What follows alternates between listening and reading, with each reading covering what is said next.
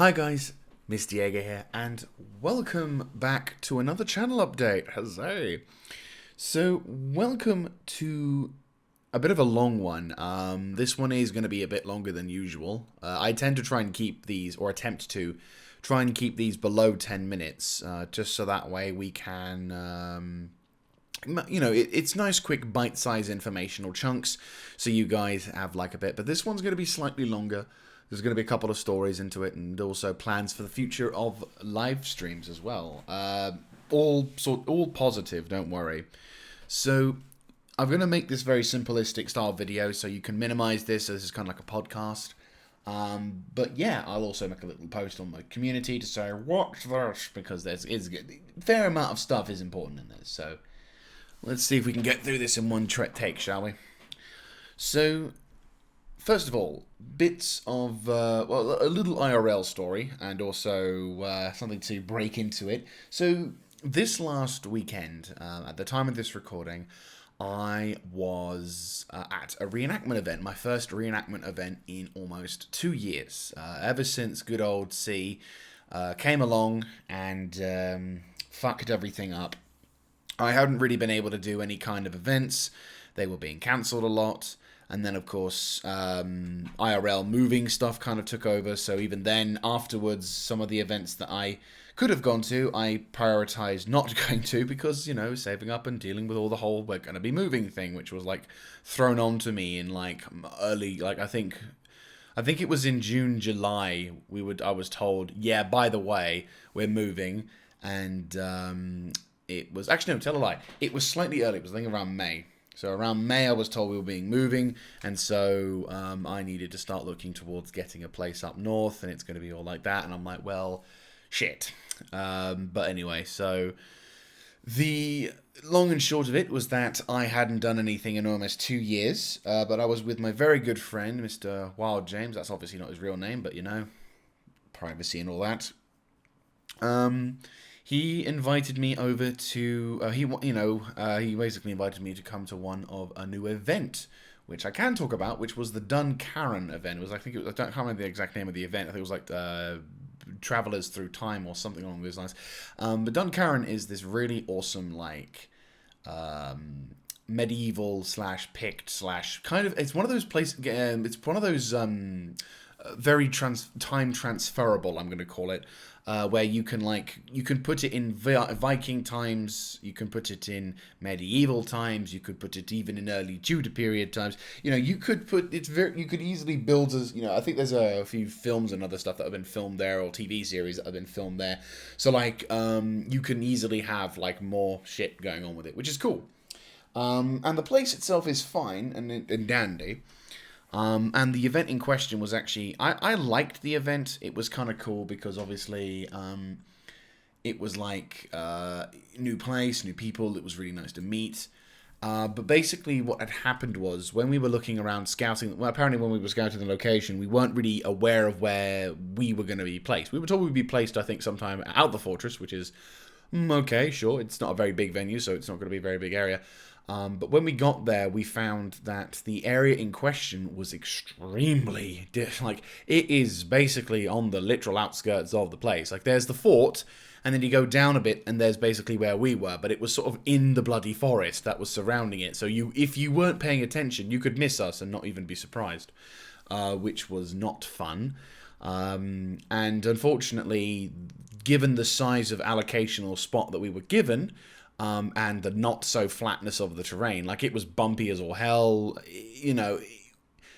Basically, while James was bringing more of his bigger kit, which we were anticipating a field or some kind of flatter terrain to be able to set up a proper tent array, but unfortunately, we could only set up the one tent. So he took that one, but a friend of ours gave me his smaller sort of more modern, admittedly, but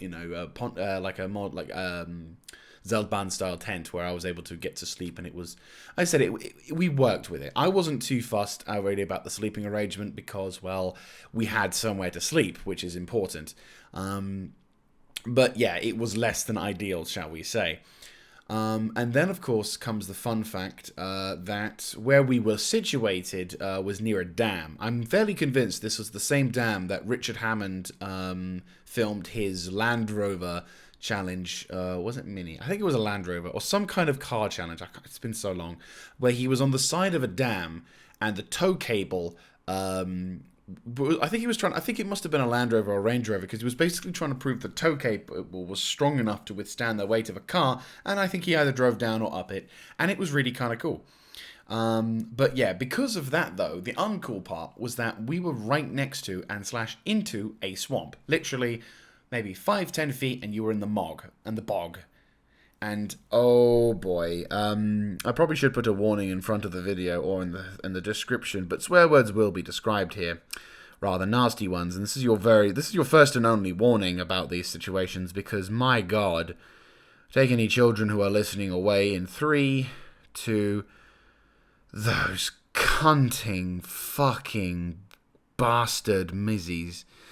So we basically got inundated with the cunts. Literally everywhere you went in that fucking cesspool, we were just swarmed by the wankers.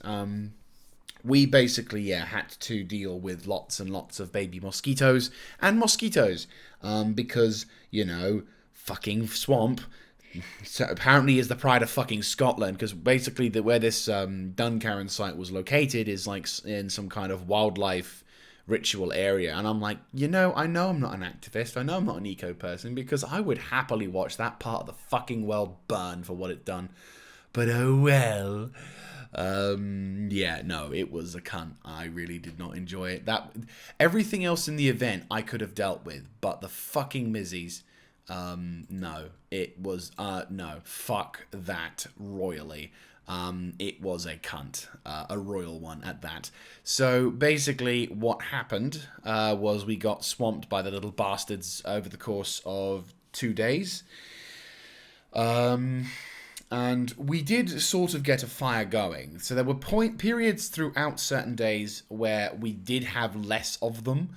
But the problem was we were struggling by near the end of the event to get any decent firewood, because we were told we couldn't chop down any trees, which is a damn shame, because we needed to burn dry wood, and there was no fucking dry wood around because we're in a fucking swamp. The event organizers didn't really provide us with any decent level of firewood. In the first place. I mean, you could argue, they're not really supposed to supply with firewood. But I'm like, but if you're going to put us in a fucking swamp where there's sodding mizzies all about, you might want to consider a little bit of a consideratory. Here's the thing to keep them away. Now, for any kind of reason, and for those who don't know, basically mizzies and mosquitoes don't like fire. So if you get heat and smoke, and you're covered in smoke and heat, the bastards won't go near you. It's kind of like a much more effective version of the bug spray. And by the way, we did buy bug spray. It didn't work. Very much didn't work. We just gave ourselves headaches. So no, if you want the most natural form of bug repellent, get yourself smoked in a fire. It sounds so weird to say, but trust me, burn shit. It works better. And so, yeah, by the end of the event on the Sunday, when I think we left about an hour-ish early, maybe 2 hours at the most early, we were done. Like, my mate, we packed up earlier that morning. We were like, and he's probably going to kill me for telling me this, but on the Saturday, he accidentally locked his keys in his car. So on the Saturday, we spent about 50 or so minutes after the event having, sort of dealt with all the mizzies and all that shit, standing outside on the front row next to a swamp, being surrounded by fucking mizzies. We ended up having to walk around the fucking entrance to the place a few times to avoid being bitten by the little bastards. Oh my God. And yeah, it was a fucking travesty. I will not lie. It has been, I will say that is my worst ever reenactment event I've ever done. But yeah, but no, positive talk, right? Yes, no, actually, let's finish off the bad shit first, then we'll talk about positive. So on the Sunday, we were about, I think, 2, maybe 3 o'clock in the afternoon when the forecasted rain that Wild James had said would be coming It arrived later than we thought. We thought it was going to arrive about midday. It arrived around 3, and we ended up basically at that point going, right, that's it, we're done. Because if there's one thing I can say the most about reenactment, is that rain is the killer of all of enthusiasm. You can have like really hot, high, dry temperatures, and it'll be fine. I've never been in the snow. That's the only thing I've never been in, but I'm fairly certain even in the snow, it's kind of bearable because the snow kind of has its own advantages and merits as well, the other stuff. And again, the gear kind of looks cool in the snow. But rain, fuck that shit. You will not want to. Your enthusiasm, ironically, dries up faster than you can go when it's pissing it down. No one wants to be in the rain. It's a universal fuck off. It's nature's way of saying fuck off. I don't want you around here anymore. So yeah, we took the hint, and at that point we were more than eager to go. So having not had any showers, which is not an end of the world thing. When you go to reenactments, some events you do have showers, you don't. It's a bonus if you do. The toiletry area was basic. We had portaloos that weren't really replenished.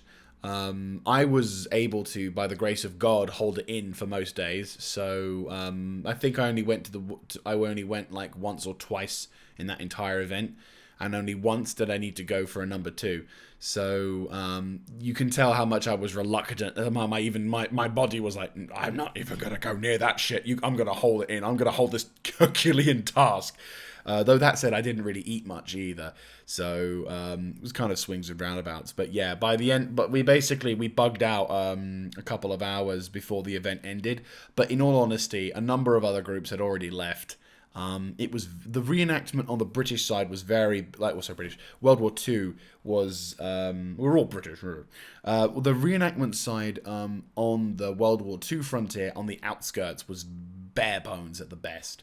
There were a couple of other groups, and maybe we'll get into shit for leaving a bit early, but compared to the fact that we spent fucking 2 days, not being paid, mind you, 2 days, well, no, 2.5 days to be exact, being bitten alive and eaten alive by fucking Mizzies, no, I think we were okay to head out a little early, given that fact. So, yeah, it was shit. I think is the best way to describe it. It was a bit of a fucking travesty. Though on to positive stuff. So the good side of that event. So the good side of that event was we actually had some fun in between. When we had a fire going, when the Mizzies were fucked off for a bit, and we also had people coming down who when we called out to them and said, yeah, you can come down, the route shit, but you can be coming down. We had some very fantastic conversations with people. We had kids, we had families, we had all these things that reenacting events go to. And we had a nice little moment of a chinwag. I got to show off some of the equipment and weapons that we had. I even got to bring a rifle that I owned. Deact, of course, but still. One day I might have a proper one. But I got to show off some of the equipment, get to talk about a bit, even share the fact that I wasn't actually, I'm German World War II reenactment rather than British. So I was like, I don't know 100% about this, I'm afraid. I'm more German. And they were actually quite chill with it, which was quite cool. But yeah, there were good moments in that thing, which is why I'm not going to look back at it as an event that was absolutely horrible and that I hate with a passion. I'll just say it was not a great event. It was shit because of the situation and the lack of organization when it came to the planners, but I did enjoy it because I got to meet some really nice people, have some nice long convos. It was enjoyable. It was my first real outside event for nearly 2 years.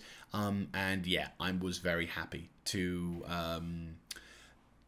have that opportunity to do something like this, which is awesome. It's awesome to meet new people, and I wouldn't even be adverse to going back to that location. The only thing I would stress with entire intensity is not in the fucking swamp. Or if we're gonna do something in that location, clear it out, cut the trees down, put fucking sand in the bog, do something, dredge the swamp up, basically kill that part of the swamp, make it like regular grassland, and we'll be good. I'm thinking if we just cut the trees down, I think we'll be fine. This is where I'm not an activist. This is where I'm not an eco person, because I will look at that and I'll be like, develop. It's just, it's not even about making it into housing or other kind of shitty thing like that. I'm just talking, get rid of the swamp. Anything else is fine. Buy a river. Actually, to be fair, even if you're by a river, the little bastards will swamp. So basically, make it less of swamp, more dry ground. There we go. Anyhow. So, yes, that was the event. A bit of a travesty, a bit of a fucking nightmare, but had its good points as well. So, there's that bit of a chunk story for you. Right, anywho. So, on to the next bit of the story, which is kind of a sad thing, but I'm actually thinking it's kind of coming into its own thing. So, YouTubing and videos. Now, you may have noticed since the end of, well, to be fair, it's not just really been since the end of Rome 2, but I think it's been a few other things. You may have noticed that the quality of uploads and other stuff has been not so great. Or, I suppose, really, it's just, I say not so great. I've not really had that much passion for doing YouTube lately. Over the last few months, maybe it's because of lockdown fatigue. Apparently, some people have been saying that whatever they do as a hobby, even as people as do as hobbies, they just lack the enthusiasm to do anything. I even spoke with my family and my dad about it, and like they said they've been feeling the same thing for their hobbies, so maybe it is just lockdown fatigue. But basically, when it comes to making YouTube content, which in theory shouldn't be that demanding, I've just had, whenever I think about trying to come up with something new, something creative, my mind just goes blank. I don't think of anything useful. I kind of just think, you know, that sigh of I have to think, I have to do, I have to be creative. And it's not laziness, because obviously, you know me, I'm very strong on passion. If I don't feel the passion, I don't do it. And unfortunately for me, that fucks me over a bit, because sometimes when I don't really feel the passion for anything, it feels really like, And it's one of those weird things I have to try and figure out a way of dealing with. And to a degree, I think I have dealt with. But for a long while, I really was just, that's why I only had like Shogun 2 videos, because I literally could not think of anything else to do except Shogun. And, you know, like fucking DCS World, I had plans for that, but every time I think about it, my head goes down.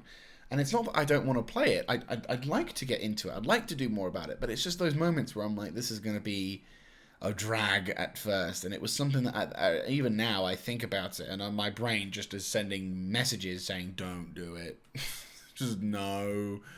Go away. And I'm like, no, I've got to deal with it. So no, I'm trying to break through that mold of trying to get through, and it sounds so first worldy, doesn't it? Oh, I can't deal with life because I can't really have the enthusiasm to do something. But like, the reason why I'm finding this difficult is because I need passion to do something. That's why when I do my Hearts of Iron videos, I suck at the game, but I have the passion. So I enjoy it. And to be fair, right now, I'm holding off playing that game because I'm waiting for the fucking update to arrive. And yeah, that's probably going to fuck me over in a bit because it's going to result in people not leaving the channel or doing whatever. But it's like, I'm so determined not to get my fucking YouTube series fucked over. Because of some bastard in Paradox deciding to throw the update in just as I start the series. Like, knowing Sod's Law, what's going to happen is I'm going to get, like, I'm going to start, if back in the old days when I used to make that mistake, I'd do a new series and I'd be like, yeah, we're doing really well with this new series I started, like, a couple days ago, and we're making some great progress, and then Paradox goes, guess what's happening on Thursday? And I'll basically, all of my progress for the sodding campaign gets lost. I've already lost a couple of campaigns, too many campaigns, in fact, to make that mistake again. So I'm like, no, it's going to fuck me, but I'm going to wait. I'm going to wait until Paradox decides to release a fucking update, which then will fuck the entire game over. Like, if it was a minor update, sure, it's not a biggie. But this one is changing the entire army system, changing the entire supply system, and basically introducing some new concepts, which, Emperor willing, will actually be sort of decent. But yeah, no, it is an absolute bastard to deal with. because I just wanted to. I just want to be able to enjoy playing that game without fear of having to like lose all of my saves and progress. So no, it may be boring, and I'm sorry that people out there are going to have to wait a bit, but I am going to wait until the update has come out and the subsequent Old World Blues patches have come out as well. I know there's another mod for Star Wars out at some point, but again, I'm going to wait because I don't want to risk it. Because this is a very big update, and I'm not too sure. I've looked around to try and find the release date for this thing. So far, there hasn't been, so maybe that's maybe me being a bit more overprotective and over paranoid. But at the same time, it's like, I don't want to chance it. But this gives me an opportunity to try and branch out into some other things. But yeah, it's been a bitch to say the least. And this whole and again and the whole lack of like cash and creative block. The point is, it's just I never like going into something half-assed.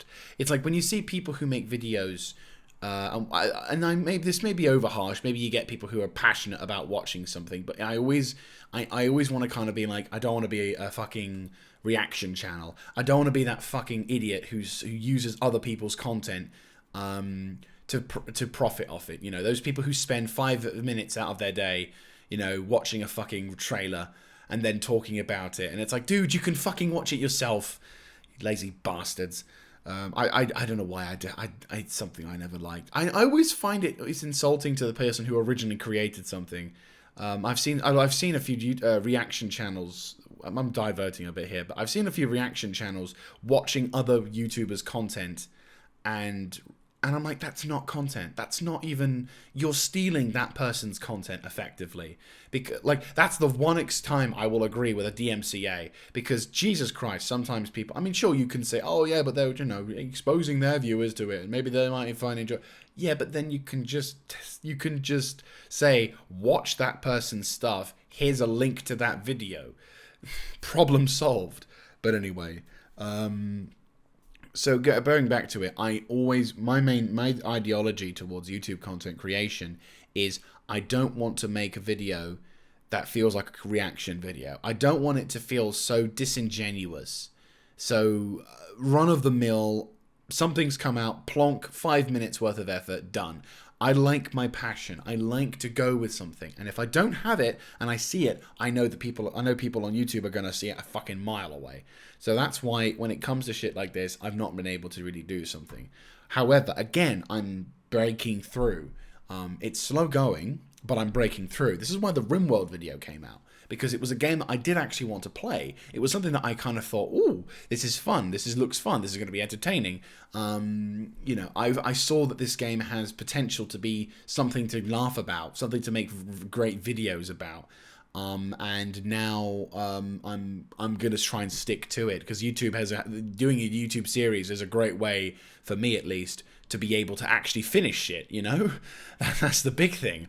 So having videos like that, is gonna be really, really awesome. So I'm hoping that at some point we're gonna be able to really, I'm hoping we're gonna be able to break through and finish off the big plans for that. And again, there are other stuff I'm thinking on, but there's one thing I'm working on which I'm not 100% satisfied, but I'm seeing what I can try and do, because it's something as well that is new to me. It's something that I'm not fully sure how to do. It's something that I've never done before, so it may not be perfect. It may be awkward, but maybe I can give it a bash. And maybe as always, if you guys like the stuff, let me know in the comment section down below, and the like button or whatever, and just tell me in a critical manner, not in a harsh manner, just in a feedback manner. Just because if you tell me it's shit, well, great, I know it's not good, but why is it not good? Anyway, so on to the more exciting happy news. So yes, that's so my apologies to everyone to wrap that bit up. My apologies that really I've only been uploading Shogun 2. It has been beneficial that Shogun 2 is something that I've been able to fully upload and focus on, but at the same time, it is something that I'm working through, and Emperor willing, we should be able to break through the mold and get back to the way things were. I feel once lockdown and other shit starts going on, and I may be a bit more outgoing, maybe that might also help when it comes to passion making, because I think being able to see people outside is something that we've not been able to do long enough, and I think certain things actually need to be, I need to be around people maybe, which is not a good thing for me, but apparently that does help me in some other ways, so who knows. Anyway, on to the actual final part of our video. Long video, this one. I apologise, but I think since we're doing this as a sort of a podcasty-like thing, you probably will be okay with just listening. So, live Let's Plays. Holy shit. Something that did actually come out during my sort of downer period, which actually has proven to be quite successful, and I am very happy with the results so far. We've actually finished 2 games already. Which is really awesome. I'm extremely excited. So Generation Zero didn't exactly end on a high note, and I would say Wolsten ended on a bit of an abrupt note, but both games have finished on the 9th episode, and I was really happy not that I would be happy I was done with them, but I was happy with the response that I got, the people I met, and the followers on Twitch that I gained, which I'm very happy to hear about. So, yeah, holy shit. It's going to be awesome. So what exactly is going to be happening for the future of live Let's Plays? Well, I still do kind of want to do 2, have the 2 going on, each and all. But we're gonna jump into a game that, while originally the point of my live Let's Plays was to complete games I hadn't completed, there is a game that's coming out in December, which I'm going to be playing, the sequel to a game which I'm going to be playing, which is Dying Light. Yes, I have already completed, though I didn't record it, Dying Light. Dying Light is, for those who don't know, is basically the free roam zombie parkour game, or Mirror's Edge with combat. It's basically so you're a survivor in a city overrun by zombies and other sort of nasty creatures. The game itself came out in 2018, and it's been going. I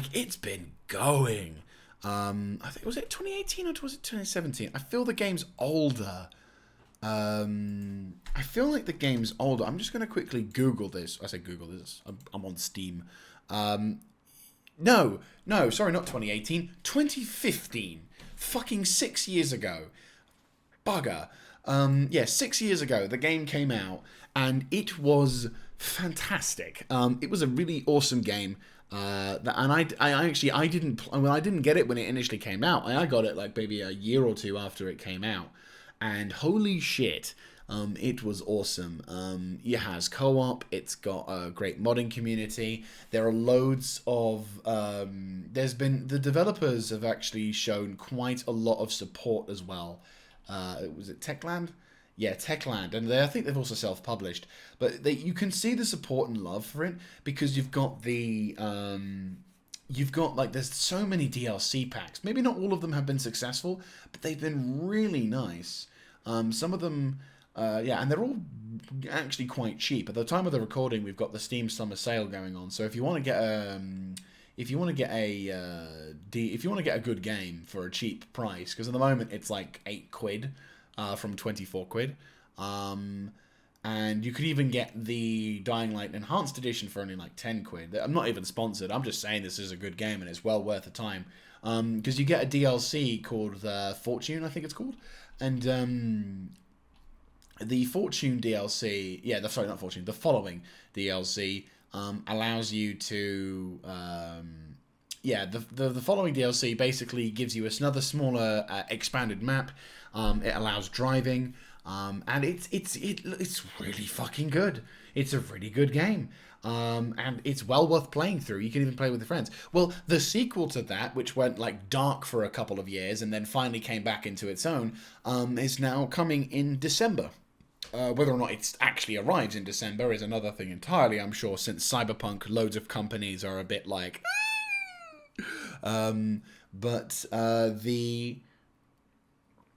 The fact that we have its sequel on the horizon means that...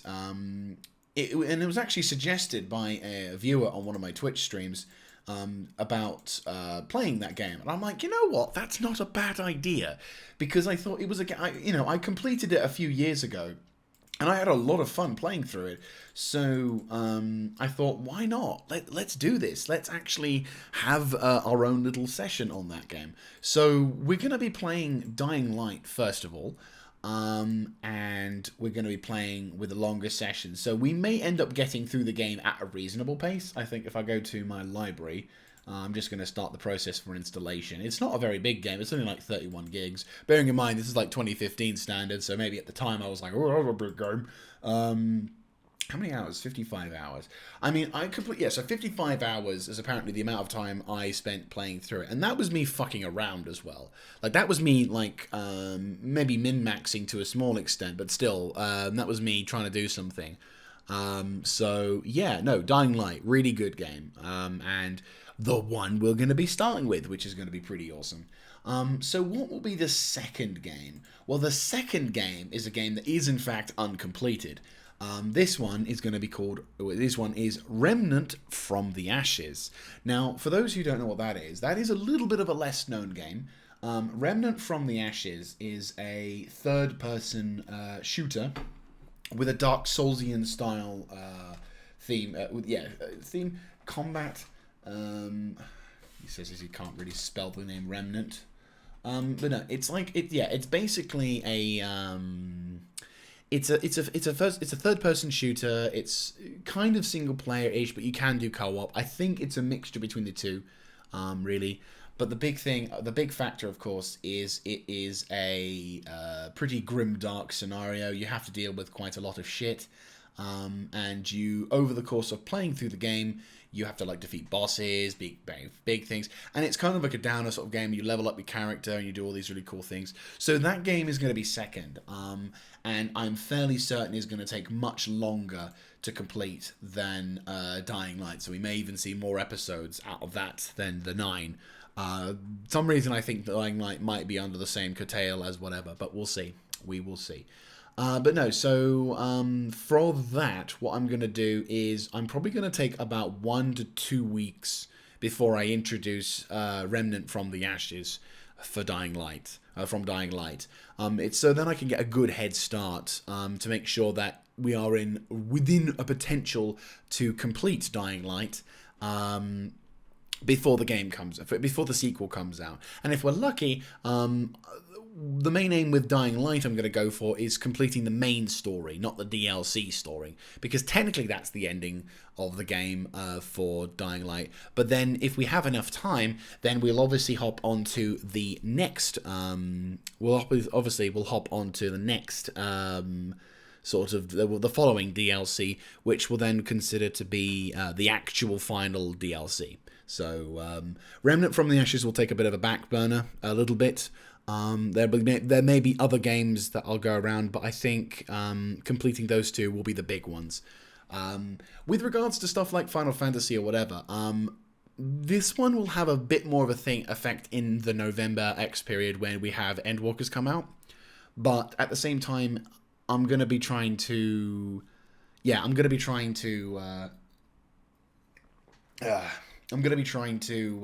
have some... There may be a point where I stop doing certain streams and just basically focus solidly Final Fantasy for a bit. But yeah, it's really awesome. And I'm looking forward to seeing from Dying Light again as Dying Light. And also being able to see from the Remnant from the Ashes. But yeah, hopefully those two games will be fun to play through, which will be cool. So I'm gonna wrap things up here because we've been going for well over half an hour now, like almost 35 minutes. So, well, to be fair, it's 33. To be precise, it'll be 34 minutes in about 5, 4, 3, 2, 1. Boom, there we go. So now it's 34 minutes exactly. So I will wrap it up and give you guys a bit of a break. So thank you also very much for sitting around and listening to this lad talking about random shit, talking about other stupid crap, and yeah, just generally getting some shit off my chest whilst preparing to go to work in like the next hour or so. So I hope you guys have had a lovely June. We're almost there in the UK before we can finally get restrictions. So hopefully, once that will come and be done, we can sort of begin to get back to life and normality, and more importantly, we can get back to the shit we enjoy best. So thank you all so very much from the bottom of my heart for the support you continue to give. It really does humble me that there are people out there who still watch my shit and still go, this isn't too bad, even though they're cringing at the fight, at pretty much everything. So yes, thank you all so very much, and I hope to catch you in the next one. This is Mr. Jaeger signing out.